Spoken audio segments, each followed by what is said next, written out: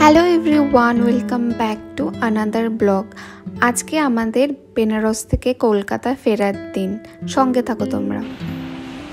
আজকে আমাদের বেনারস থেকে ফেরার দিন। আমাদের ট্রেন হচ্ছে বিকেল 5টার সময়।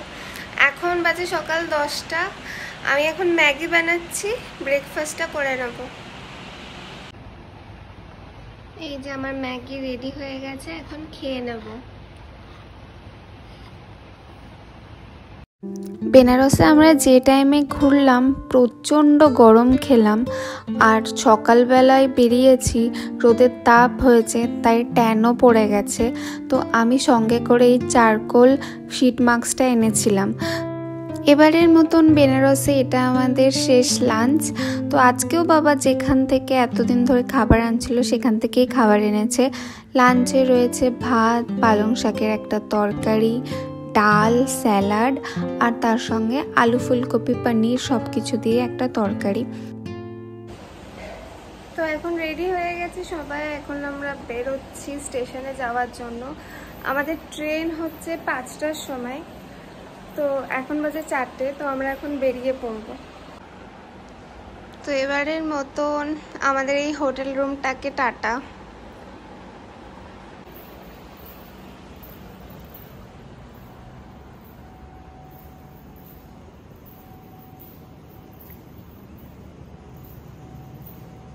তো অবশেষে সব ব্যাগপত্র গুছিয়ে অটো ভাড়া করে চললাম স্টেশনের জন্য। আমরা যে কাকুটার অটোতে রামনগর ফোর্ট ঘুরেছিলাম তাকেই আবার ভাড়া করেছি। তিনি সত্যি খুব ভালো। তো তার অটোতেই এখন যাচ্ছি বেনারস স্টেশনের দিকে। মনটা একটু খারাপ করছে, যতই হোক কিন্তু বাড়ি ফেরার আনন্দও লাগছে। এখন যেহেতু দুপুরের দিক, তাই গরমটা প্রচণ্ড লাগছে। আমরা তিনজনে পুরো নাক চোখ মুখ ঢেকে নিয়েছি। লুটা যত কম খাবো তত ভালো।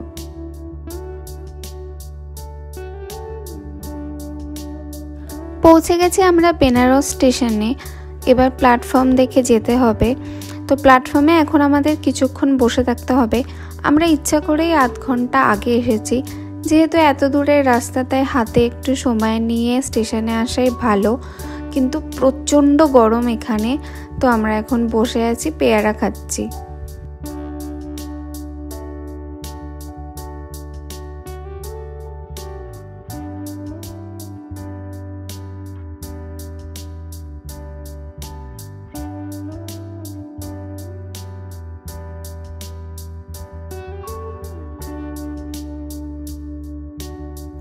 উঠে পড়েছি আমরা আমাদের ফেরার ট্রেনে।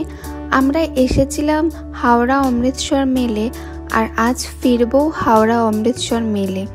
এবারে সিটটা আমি আর মা সাইড আপার আর লোয়ার পেয়েছি, আর বাবা একটু সামনে এগিয়ে একটা থার্ড আপার সিট পেয়েছে।